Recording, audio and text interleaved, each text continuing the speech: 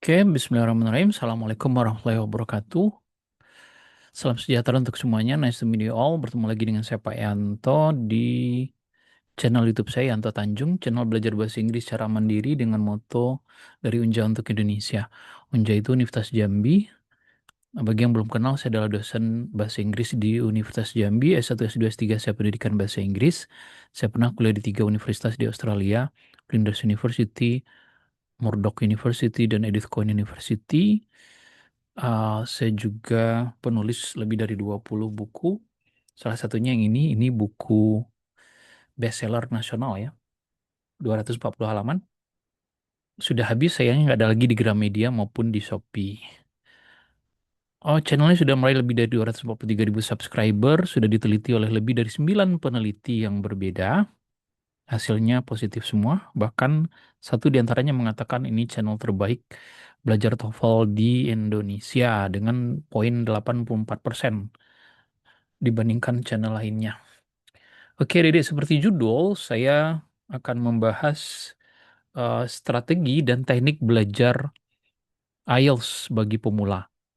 Insya Allah saya akan mengadakan kursus IELTS bagi Dede yang pengen silahkan daftar. Eh, Silahkan dihubungi via WA ya di profil saya. Nah, pada pertemuan kali ini akan dibahas teknik dan strategi. Karena belajar IELTS itu beda dengan TOEFL ITP. TOEFL itu dalam waktu 2 minggu kita bisa maksimal hasilnya. Oh, ada tuh yang ngaku ya, dia hanya 2 minggu bisa dapat 550.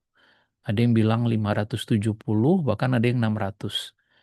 Ada yang bilang 3 hari dia bisa dapat 515 sekian. Nah gitu. Karena memang TOEFL itu materinya cuman listening ya, kemudian structure dan reading. Dan soalnya multiple choice, jadi pilihan ganda. Kita lebih fokus kepada teori saja. Listening ya nggak terlalu sulit sebetulnya kalau tahu strateginya. Structure juga sama dan demikian juga dengan reading. Jadi belajar singkat pun bisa. Nah, beda dengan IELTS. Kenapa? Karena IELTS itu ada 2 skill aktif, yaitu eh, speaking dan writing. Writing dan speaking. Nah, writing itu menulis. Nah, kebayang nggak adik-adik disuruh nulis esai dengan topik yang baru diketahui pas ujian. Berikan pendapatmu tentang belajar online misalnya. Berikan pendapatmu tentang sosial media. Berikan pendapatmu tentang maraknya bunuh diri misalnya. Perang eh, harga minyak naik dan seterusnya. Jadi kita berpikirnya sangat kompleks. Makanya tidak bisa dikuasai dalam waktu 2 minggu, 2 bulan sekalipun. Butuh waktu yang panjang. Berapa lama? Tidak ada penelitian tentang berapa lama yang ideal. Tapi setidaknya 6 bulan, 9 bulan. Saya beritahu ya, beasiswa AS itu melatih para peserta yang sudah lulus itu melatih bahasa Inggrisnya sampai 3 bulan, 6 bulan, bahkan ada yang 9 bulan untuk IELTS-nya biar naik dari 5 jadi 6,5 atau 7. Yang ngajarnya bule semua itu karena kebanyakan cewek ya, kalau cowoknya pale. Yang ngajarnya bule Senin sampai Jumat, pagi sampai sore. Nah, nilai yang mereka naikkan dari 5 sampai ke 7 hanya 2 poin, tapi waktunya lama sekali. Apalagi kita yang bagi pemula yang belum tahu apa-apa tentang IELTS. Nah, video ini khusus bagi adik-adik yang pemula, yang belum kenal IELTS, lalu pengen dapat targetnya sekitar 6 atau 6,5. Mungkin nggak? Ya, sebetulnya tidak ada yang tidak mungkin. Dengan catatan, dengan persyaratan. Butuh waktu yang cukup lama, usaha yang keras. Kita kadang-kadang pengennya cepat, oh, instan ya. Orang Indonesia itu kan pengennya cepat, instan aja. Sering ditanyakan, Pak, saya mau belajar IELTS 3 bulan, bisa nggak saya dapat 6,5? Nah, sorry aja saya bilang, mana ada. Walaupun yang ngajar profesor dari Harvard University sekalipun, tapi kita nggak mau belajar, ya nggak bakalan bisa. Jangankan profesor dari Harvard, yang ngajar tuh profesor dari planet Mars misalnya, karena bahasa Inggris di planet Mars lebih bagus daripada di bumi. Misalnya loh ya, adik tidak akan dapat apa-apa kalau kita nggak mau sungguh-sungguh. Nah, belajar IELTS sesungguhnya belajar bahasa Inggris secara menyeluruh. Kalau belajar eh, TOEFL itu, ya TOEFL, ITP itu belajar bahasa Inggris secara pasif. Karena kan keterampilan listening sama reading itu kan pasif. Structure apalagi. Kita tidak menghasilkan. Kalau writing kita menghasilkan tulisan. Kalau speaking kita menghasilkan suara. Ya, jadi cara belajarnya lebih kompleks. Dan tidak bisa dibelajari 3 kali seminggu, apalagi 2 kali seminggu, lalu 6 bulan bagus. Enggak, dia belajarnya tiap hari. Every single day. Do something every day. Bikin jadwal sendiri. Kita kan pengennya cuman cepet aja, tapi nggak ngapa-ngapain. Ada cerita teman saya, dia S1-nya dari Unja, S2-nya di Korea, S3-nya di Paris, Prancis. IELTS-nya 6,5 mentok aja. Padahal beliau sudah berusaha keras. Dia bilang, Pak Yanto, saya udah bertahun-tahun belajar IELTS, ya segitulah 6,5 kata dia. Tapi Alhamdulillah masih ada universitas yang terima saya. Dan beliau adalah orang yang tidak mudah menyerah. Ya tapi Alhamdulillah kan nyampe juga dia S3. Nah banyak cerita seperti itu adik-adik. Orang yang IELTS-nya mencapai 6,5 itu tidak bisa simsalabim abracadabra langsung bagus. Sampai hari ini belum ditemukan sejenis pil yang apabila kita minum pil itu, IELTS kita langsung 7,5 tanpa usaha apa-apa. Dan semoga pil itu tidak ditemukan. Kalau ditemukan saya bangkrut karena saya nggak bisa lagi ngajar bahasa Inggris. Nah jadi ini penting saya sampaikan karena kita karakter itu eh, pengen cepat saja, nggak mau usaha keras. Ya gimana nggak bisa seperti itu? Tanyalah pada orang sukses manapun, mereka pasti usaha keras, disiplin. Jadi tahu kan Cristiano Ronaldo, pemain bulu tangkis dari Korea? Nggak ya, dia pemain sepak bola dari Portugis. Nah dia kalau dia cerita dalam sebuah biografinya, ada film biografinya, orang cuma lihat 12 mobil mewah di garasi saya. Orang tidak lihat bagaimana ketika umur 11 tahun saya sudah berpisah dari orang tua untuk mencapai cita-cita menjadi seorang pesepak bola yang profesional. Nah gitu. Lionel Messi juga sama. Taufik Hidayat juga sama. Tahu ya, Taufik Hidayat, petinju dari Arab Saudi.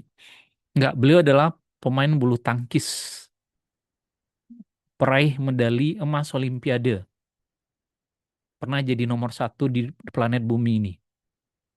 Tanyalah sama beliau berapa kali latihannya. Dan orang-orang seperti itu latihannya kayak Ronaldo. Kalau dia latihan itu temennya bilang dia datang paling awal, pulang paling belakangan. Makanya hasilnya maksimum. Nah ini perlu saya sampaikan biar adik-adik tidak eh, apa namanya pengen instan saja.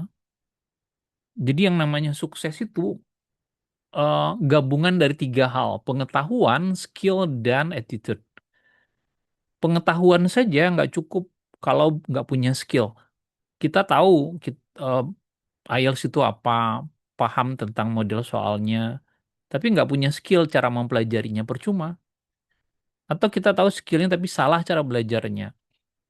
Atau tahu belajarnya tapi semangatnya rendah. Baru eh, sekali tes saya cuma dapat 4,5 misalnya, langsung putus asa, langsung mengklaim, wah saya tidak berbakat bahasa Inggris. Nah itu dia. Orang-orang yang mendapatkan IELTS 6, 6,5 itu tidak tidak gampang. Oh iya lah Pak, dia mungkin IQ-nya tinggi. Enggak. Belajar bahasa Inggris tidak terlalu terkait dengan IQ atau kecerdasan. Memang orang yang cerdas belajar lebih cepat, tapi orang biasa-biasa saja tetap saja bisa menguasai bahasa Inggris. Itu kan masalah bahasa. Tidak juga terkait dengan bakat. Gak ada itu hubungannya dengan bakat. Oh, kami emang gak berbakat belajar IELTS, Pak. Salah. Lagian dari mana kita tahu kita tidak berbakat, uang belum pernah mencoba, ya kan? Nah, jadi saran saya bagi adik-adik yang betul serius belajar IELTS, nah mulailah dengan strategi. Sebetulnya di buku ini sudah saya sebutkan ya. Saya sudah bikin juga video belajar bahasa Inggris secara umum. Silakan lihat 7 kebiasaan belajar bahasa Inggris. Nah, mari kita mulai secara terstruktur. Ini sudah saya bikinkan teknik dan strategi belajar IELTS bagi pemula. Ini khusus pemula yang belum pernah kenal IELTS atau yang nilainya 5,5 ke bawah. Nah, ini teknik. Nah, sekarang kita dulu lihat apa itu IELTS. IELTS itu singkatan dari The International English Language Testing System. Jadi sistem tes bahasa Inggris internasional. Itu didesain untuk membantu Anda bekerja, jadi untuk orang yang mau kerja di luar negeri atau studi atau migrasi ke negara-negara di mana bahasa Inggris adalah bahasa utama. Nah, ini termasuk Australia biasanya, Kanada juga, New Zealand, UK apalagi, USA, Amerika. Mereka mau terima IELTS. Kalau mau kuliah di sana, walaupun kalau ke Amerika biasanya mereka minta TOEFL, IBT ya. Nah, gitu. Kalau TOEFL ITP hanya untuk persyaratan administrasi saja di AAS misalnya sama Fulbright. Tapi untuk selanjutnya kita tetap tes IELTS. Nah, your ability untuk kemampuan Anda mendengarkan karena ada listeningnya, lalu membaca, menulis, dan berbicara. Listening dan reading sering dianggap sebagai passive skill. Karena kan kita cuma dengerin aja. Cuman membaca aja, nggak ada menghasilkan apa-apa. Tapi kalau writing itu menulis menghasilkan tulisan, speaking menghasilkan suara dalam bentuk bicara. Jadi itu yang diukur untuk berbicara dalam bahasa Inggris dan dinilai selama tes. Nah, tesnya itu skalanya 0 sampai 9. Kalau ITP itu kan 216 atau ada yang bilang 300 sampai 677. Nah, kalau IELTS itu 1 sampai 9. Makanya kalau keluar negeri beasiswa mintanya 6,5 atau 7, tergantung jurusannya. Nah, IELTS itu tesnya itu yang ngadain biasanya British Council IDP juga, IELTS Australia, dan Cambridge Assessment English. Nah, ini nilai skornya. Jadi kalau 9 itu expert, itu yang ikut tes itu betul-betul memahami bahasa Inggris secara utuh ya. Jadi akurat juga, lancar juga, dan paham apa yang ditanyakan. Ada juga yang very good. Nah, itu biasanya akurasinya masih kadang-kadang tidak akurat, kadang-kadang tidak pas kosakatanya gitu. Kalau 7 itu good user. Nah, ini definisinya kita tidak perlu sebutkan. Kompeten yang 6 ini. Makanya ada yang masih menerima ya universitas yang 6, tapi sudah agak jarang. Nah, ini yang sederhana, yang terbatas.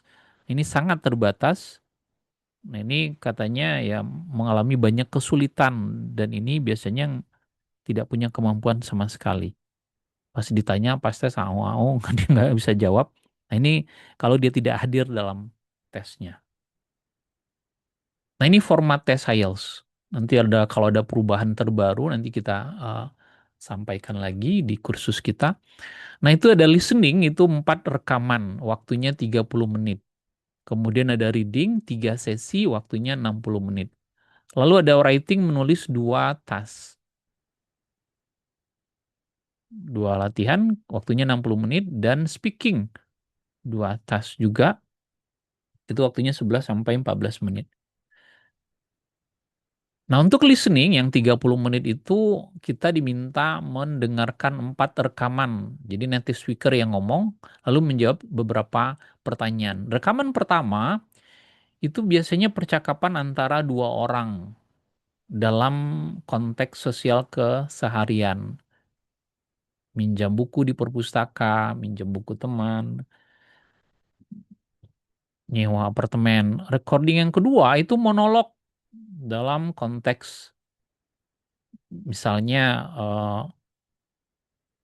apa namanya, kepala perusahaan menjelaskan bagaimana cara minjem buku, kemudian tempat eh, eh, pemilik apartemen menjelaskan bagaimana aturan eh, menyewa di apartemen mereka, nah gitu. Rekaman ketiga itu percakapan antara sampai 4 orang ya. Biasanya topiknya di tentang pendidikan atau training, tergantung tes IELTS-nya. Tes IELTS itu kan ada yang general, ada juga yang akademik. Misalnya tentang university tutor, jadi ada dosen misalnya atau mahasiswa mendiskusikan tugas. Rekaman keempat itu monolog tentang subjek akademik, misalnya perkuliahan. Jadi eh, dosen biologi memberikan pengantar mata kuliah anatomi misalnya. Lalu pada pertemuan pertama dia jelaskan sesuatu. Nah, untuk jenis soalnya itu berbagai macam jenis soal ya. Misalnya mulai dari multiple choice, ABCD menggabungkan, kemudian nanti ada diagram atau peta, kemudian ada formulir yang harus diisi, catatan tabel yang harus diisi, chart, kemudian melengkapi, dan ada kalimat yang kurang. Misalnya nanti, jadi kita disuruh nulis, misalnya nama orang yang mau daftar lomba, misalnya kita tulis namanya, dia nyebutkan Michael Smith, MIC, dan seterusnya kita tulis. Satu kata saja yang salah itu dianggap salah satu soal itu. Nah, gitu kira-kira. Kemudian berikutnya reading. Nah, ini kalau reading dalam eh, TOEFL ITP itu ya satu bacaannya cuma 5, kemudian dijawab pertanyaan gitu aja. Kalau ini berbagai jenis pertanyaannya, mulai dari yang multiple choice kayak TOEFL ITP, kemudian mengidentifikasi informasi, kemudian mengidentifikasi pandangan dari penulis.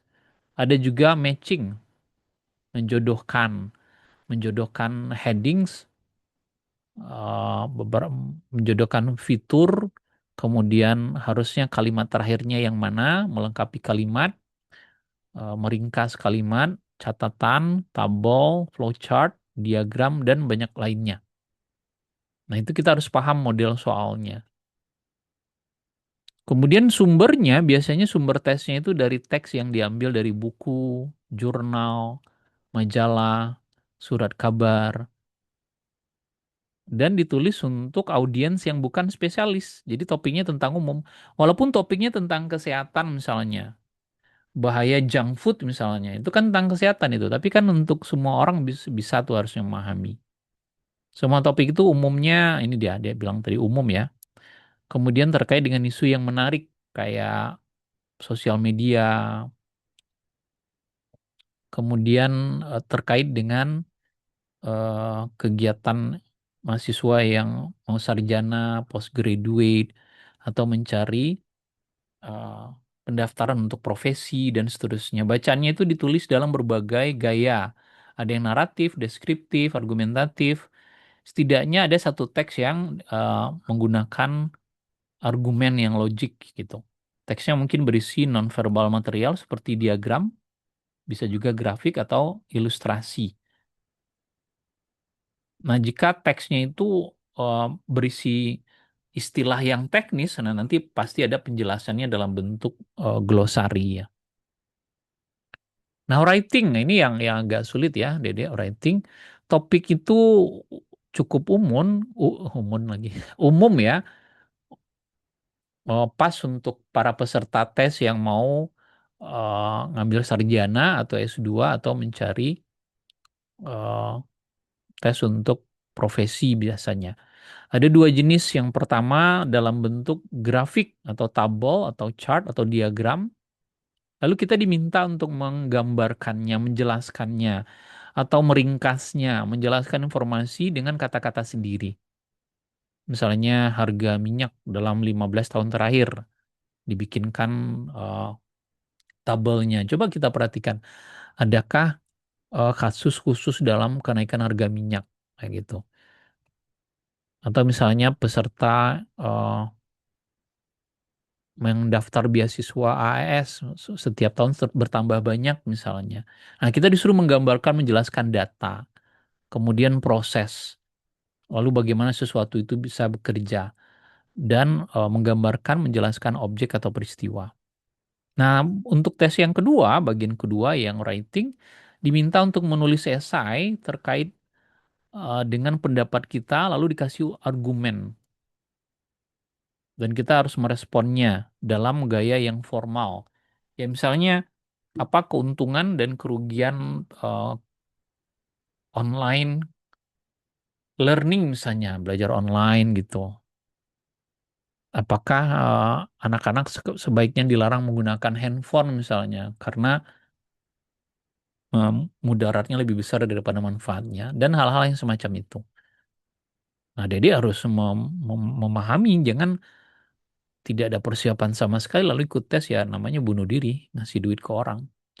Nah, speaking itu 11 sampai 14 menit itu menguji penggunaan spoken English. Setiap rekaman itu, setiap tes itu direkam ya. Bagian pertama, eh, pengujinya akan meminta Anda menanyakan ya pertanyaan umum tentang tell me about yourself, tell me about your family, your house, your work, studies, hobi, nah gitu. Biasanya cuma 4 sampai 5 menit. Nah, yang kedua, itu kita diberikan kartu yang menanyakan tentang topik tertentu. Siapa guru favorit Anda? Apa tempat wisata yang paling Anda sukai? Mengapa gitu? Bagaimana transportasi sistem informasi di daerah Anda? Dan Anda dikasih waktu tuh sampai 2 menit untuk menyiapkan. Nah, jadi harus sering latihan dengan berbagai topik sehingga tidak kaget kalau kita ditanyakan. Nah, penguji kemudian akan menanyakan satu atau dua pertanyaan terkait topik yang tersebut di kartu tadi. Yang ketiga, kita ditanyakan pertanyaan terkait dengan topik di bagian kedua. Ini akan memberikan Anda untuk berdiskusi terhadap ide-ide yang abstrak ya, dan isu-isu yang abstrak. Bagaimana menurut Anda media sosial sekarang ini haruskah dilarang dan seterusnya? Bagaimana mobil listrik, dampaknya dan seterusnya. Bagian ini sekitar 4 sampai 5 menit.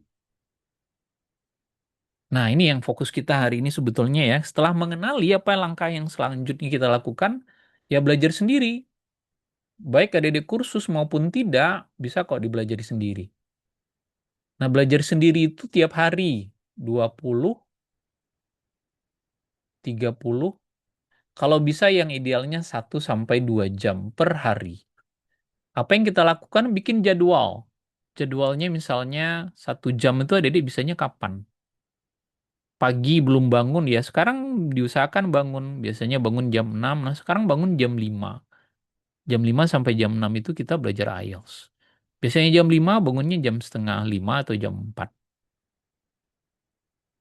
Atau mungkin malam misalnya. Tidur udah jam 9. Sekarang mulai jam 9 sampai jam 10 belajar dulu. Tergantung. Nah, apa yang kita lakukan? Nah, nanti bikin jadwal. Cara bikin jadwal saya sudah bikin di video yang lain.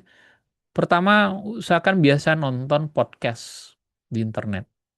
Kalau biasanya kita nonton Deddy Kobuze misalnya, coba nonton podcast yang lain. Abraham Samad misalnya, coba podcast yang berbahasa Inggris. Ada banyak, tinggal ketik di YouTube ya, podcast, English podcast. Bahkan ada di YouTube itu, dia menggunakan AI, podcastnya itu melalui AI, suaranya suara AI, dan itu worth it untuk dipelajari. Setelah itu mungkin orang yang sebenarnya. Kemudian nonton website CNN ya. Kalau nggak websitenya, di YouTube-nya juga ada berita hari ini perang Iran dan Amerika bersama Israel misalnya, harga minyak yang lagi naik dan seterusnya. Atau kalau khusus itu juga bisa Oxford English Online atau BBC di TOEFL di YouTube juga ada. Kemudian nonton film dan TV ini juga di YouTube juga ada. Banyak film-film gratis ada di YouTube. Kemudian dengarkan musik berbahasa Inggris. Tetapi tidak hanya mendengarkan, coba pahami maknanya, ikut bernyanyi bersamanya. Jadi tidak cuma nonton atau dengarkan musik. Nah, bagaimana cara belajar bahasa Inggris melalui film dan musik atau lagu? Saya sudah bikinkan video di YouTube saya.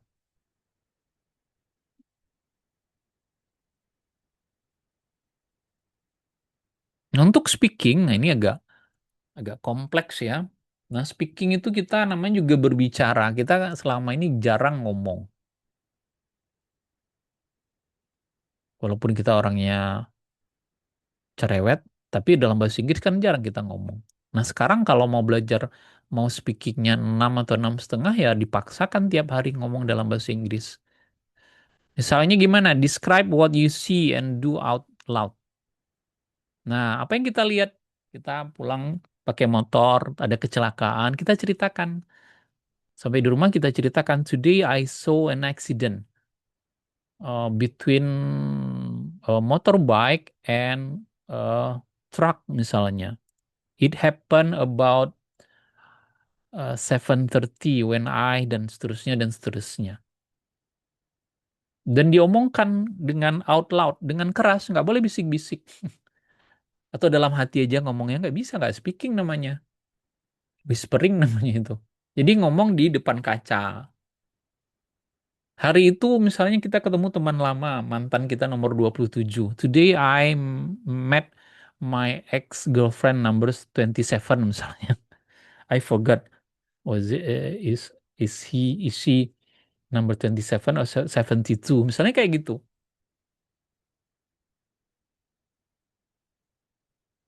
Nah, atau jadi topiknya bisa apa saja. Atau practice speakingnya kalau bisa ada temen.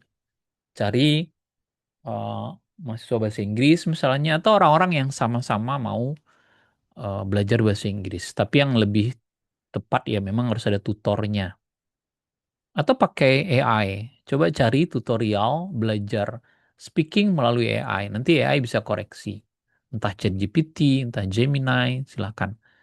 Kemudian jika mungkin kan, coba gunakan Zoom untuk ngomong langsung dengan native.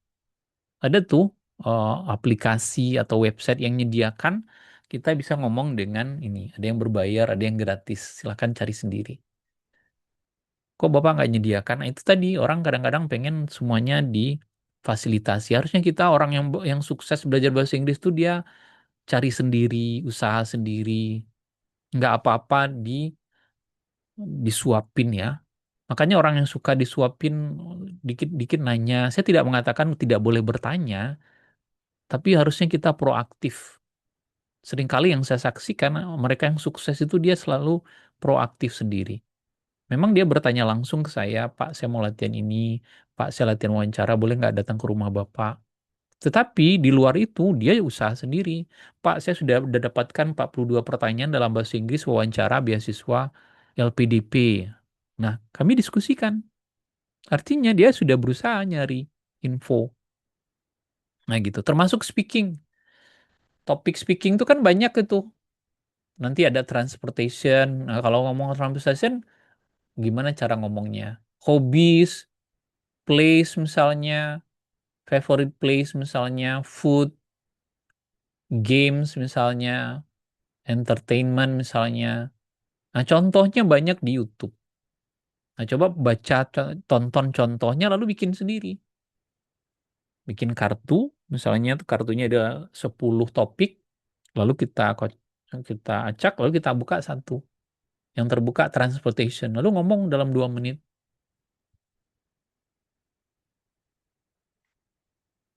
Nah, yang kalau mau Dede lihat YouTube-nya itu bagusnya Oxford Online. Oxford Online itu dia memberikan materi tentang speaking, misalnya hobbies, describing someone. Nah, nanti ada latihan di bawahnya. Coba Dede describe-kan, gambarkan seseorang yang Dede kenal. Secara fisik, kemudian karakternya. Ada juga topiknya tentang hometown. Coba gambarkan, ceritakan eh, kota kelahiran adik-adik. Apa saja yang diceritakan? Nah, nanti lihat di situ. Mungkin kota itu berapa jaraknya dari ibu kota, cuacanya seperti apa, masyarakatnya kebanyakan bekerja sebagai apa yang terkenal, yang khas dari tempat itu. Nah, jadi itu usaha kita, dan itu setiap hari. Nah, kemudian untuk writing, nah namanya juga writing ya kita latihannya dengan menulis. Nggak bisa dengan banyak membaca tips belajar writing. Kita sudah baca sampai 2000 halaman, tapi kita nggak pernah nulis. Sama kayak Dede belajar berenang, tips strategi belajar berenang. Udah beli bukunya, 250 halaman. Tapi nggak pernah latihan berenang, ya nggak bakalan bisa. Mau bertahun-tahun pun bacanya nggak bakalan bisa. Contohnya apa? Saya. Umur saya sudah 53 tahun, sampai hari ini nggak bisa berenang. Sorry ya, ini contoh yang jelek. Kemudian, tapi anak saya bisa berenang. Nah, ini dia, menulis jurnal harian. Today I woke up in the morning a little bit late because last night I had an accident. I fought with blah blah blah. Atau I had a assignment that I have to finish. Tiap hari, mungkin 5 sampai 10 menit. Tulis tangan. Karena menurut para ahli, kalau kita melakukan sesuatu dengan menggunakan semakin banyak indera, itu semakin mudah kita mengingatnya. Atau nulis surat ke English speaker, pakai email. Kalau dulu saya pernah dulu ikut apa namanya, ada dulu majalah Kangguru ya, majalah berbahasa Inggris yang mengelola orang Australia. Nah, saya cantumkan nama saya itu di sana di klubnya. Seminggu kemudian datang tuh 11 surat ya, pakai tulisan tangan, diantar pakai pos, pakai ada perangkonya. Itu tahun 96 ya, 96. Nah, tapi yang nulisnya orang Indonesia. Lalu saya tulis balas balik pakai bahasa Inggris. Lalu saya kirim balik. Seminggu kemudian balik lagi dan seterusnya. Kemudian make list of things you see every day. Coba yang kita lihat tiap hari itu apa. Misalnya today I went shopping to Alfamart. I went to buy my things misalnya. Apa yang kita beli tadi di Alfamart? Ditulis. I went to campus. I met one of my funny friends misalnya. Lalu kita gambarkan teman kita yang lucu itu. Kemudian gambarkan keluarga dan friend yang barusan saya bilang. My father is the most handsome man on earth misalnya. My mother bla bla bla. They met when bla bla bla. Ceritakan. Kalau nggak tahu contohnya lihat di YouTube banyak atau di internet. Kemudian nulis email,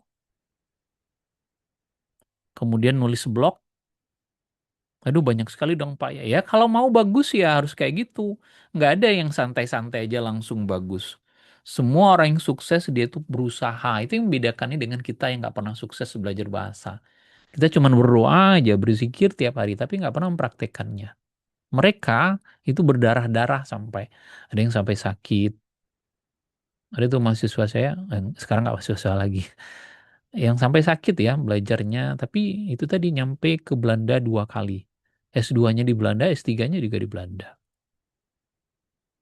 Nah, mungkin di YouTube itu kita nonton online Oxford itu ya. Coba tinggalkan komentar pakai bahasa Inggris.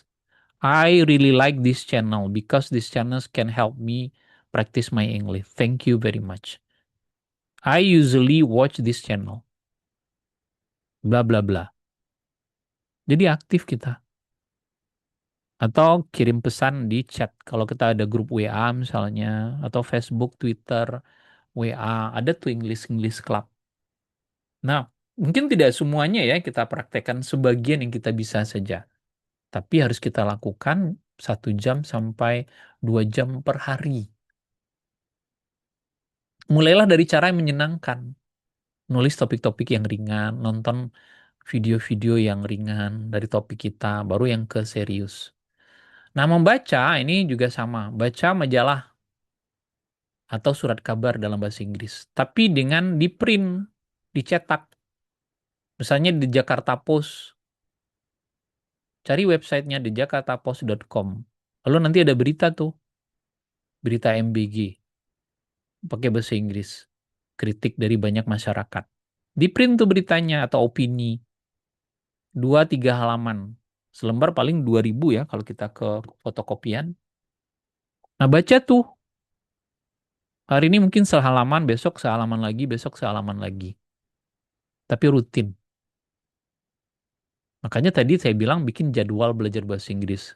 Di video yang lain saya sudah kasih tahu bagaimana cara bikin jadwal belajar. Nah lalu beli buku bahasa Inggris. Buku motivasi. Ada buku motivasi yang populer, Atomic Habit. Karya James Clear. Nah ini ada tuh buku cetaknya di Shopee nggak sampai 70.000. Kalau bisa jangan PDF. Karena kalau buku cetak kan bisa ditulis-tulis. Atau novel Sherlock Holmes ada tuh di Gramedia. Online juga banyak yang jual. Novel-novel ringan, novel-novel klasik. Kayak Romeo and Juliet misalnya. Kayak Alice in Wonderland. Ada tuh orang jual, carilah. Di Shopee ketik judul-judulnya muncul itu. Atau akademik artikel dalam bahasa Inggris. Ini gampang. Di Google Scholar kita cari topik yang kita sukai. Mungkin bidang kita misalnya. Tanaman, agriculture misalnya. Tentang hewan. Kita ketik salah satu topik.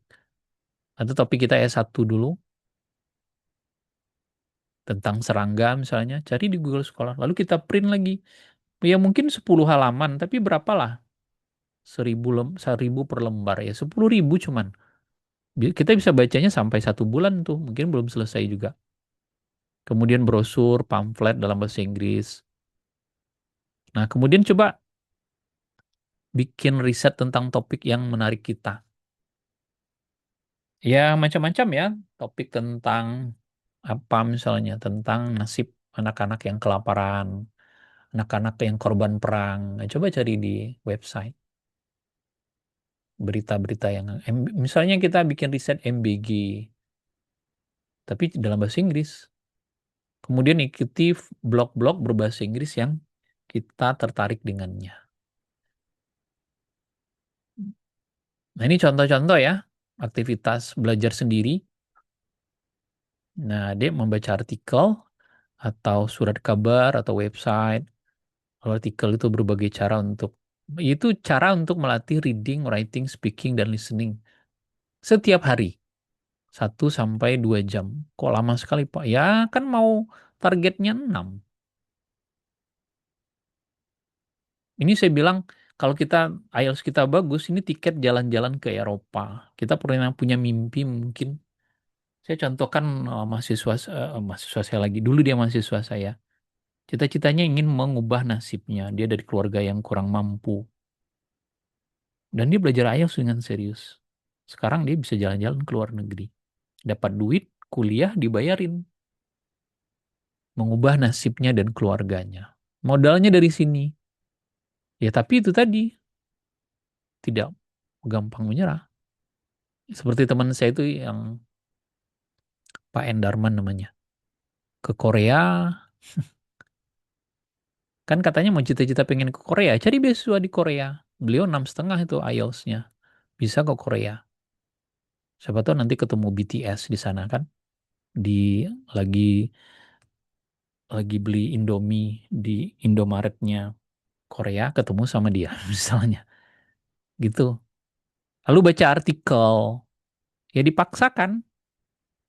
Orang kan mau belajar IELTS itu berarti dia mau keluar negeri. Kalau keluar negeri ya nanti juga bakalan harus banyak baca. Harus banyak ngomong. Harus bisa presentasi.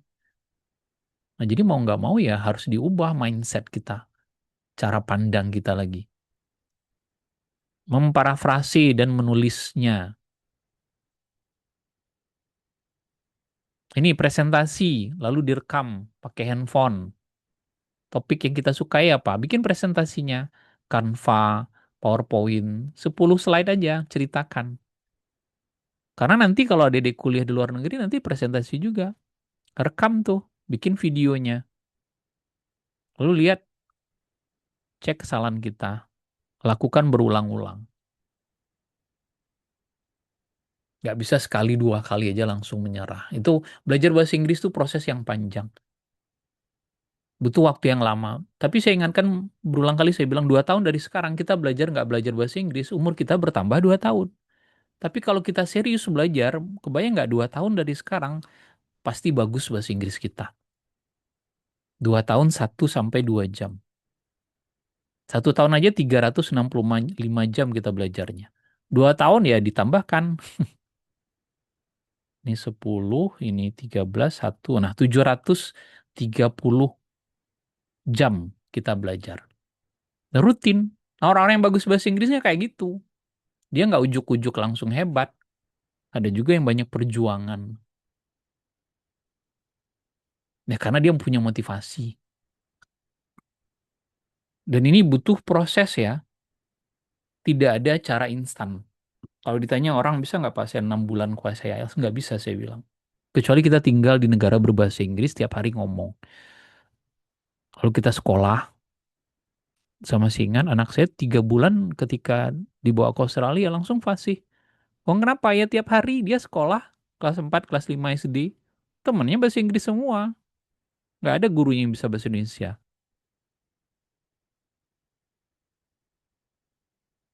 Atau anak saya yang satu lagi dia kelas 1 SD itu. 2 minggu pertama dia nangis, stres masuk sekolah. Karena temennya bule semua loh. Kok ada makhluk aneh ya? Kulit putih, pirang-pirang, aku berdiri sendiri. Nggak ngerti bahasa aku, stres dia nangis, diantar nangis, pulang nangis. Tapi setelah 3 minggu, baru dia suka. Setelah 4 minggu, oh pengen sekolah tiap hari dia. Semangat. Karena punya teman, sudah bisa paham bahasa. Dan waktu 3 bulan langsung bisa fasih bahasa Inggrisnya. Yaitu karena lingkungannya. Nah kita coba bentuk lingkungan. Bikin klub, bikin ya grup WA dan seterusnya. Nah bagi adik yang mau ini silahkan ikut kursus Yanto Tanjung English Academy. Kami ada punya kursus IELTS dalam waktu 2 bulan ya. 30 kali pertemuan, 19 via Zoom. Sisanya ada belajar sendiri dan kita ada tambahan berupa privat speaking khususnya. Kemudian ada tambahan eh, konsultasi beasiswa luar negeri, misalnya mengisi formulir, kita bantu mengecek motivation letternya, esainya, latihan wawancara, kita juga bantu tanpa batas ya, mau berapa kali pun. Dan itu sifatnya privat. Jadi itu sudah termasuk biaya kursusnya tadi. Silakan lihat video yang lain bagaimana kursus di Yanto Tanjung English Academy atau bisa baca juga di website saya yantotanjung.com. Oke, demikian. Kalau ada pertanyaan silahkan tulis di kolom komentar. Thank you very much. See you goodbye. Assalamualaikum warahmatullahi wabarakatuh. Bye-bye.